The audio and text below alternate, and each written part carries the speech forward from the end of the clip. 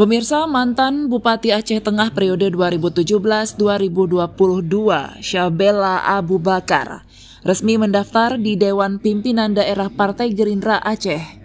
Pendaftaran tersebut berlangsung di kantor DPD Gerindra Aceh pada hari Jumat 24 Mei 2024. Kehadiran Syabela Abu Bakar bersama tim disambut langsung Ketua Tim Penjaringan Bakal Calon Kepala Daerah DPD Gerindra Aceh, Nasrul Sufi, didampingi Sekretaris Tim Penjaringan DPD Gerindra Aceh, Mahfud Y. Lutan, beserta pengurus DPD Gerindra lainnya. Calon Bupati Aceh Tengah Syabela Abu Bakar dalam paparan visi misinya di hadapan Tim Penjaringan Calon Kepala Daerah DPD Gerindra Aceh mengatakan ingin meningkatkan kesehatan masyarakat dengan meningkatkan dukungan fasilitas kesehatan yang memadai, meningkatkan ekonomi, terutama potensi kopi dan pariwisata, di mana wilayah Aceh Tengah harus hidup sektor wisata dan komoditi kopi. Ini selaras dengan program Prabowo Subianto yang ingin menciptakan kedaulatan di bidang pangan. Syabela menambahkan untuk mewujudkan visi dan misi sangatlah sulit, tapi hal ini bisa jadi kenyataan jika partai mendukung penuh sehingga implementasinya tidak terkendala.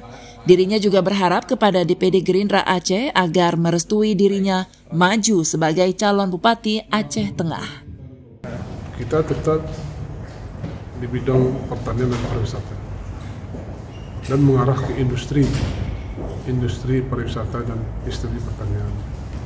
Itu mengarah ke sana. Kenapa kita memilih dua bidang ini, Pak? Kalau di Aceh Tengah sendiri? Nah, di bidang kesehatan juga dan pendidikan. Itu semua peningkatan. Ini melalui bagaimana meningkatkan ini tentunya melalui infrastruktur. Semua infrastruktur yang sangat mendukung. Seluruh tetap pertanian dan pariwisata. Dan ya pertanian secara umum ya. Pertanian secara umum.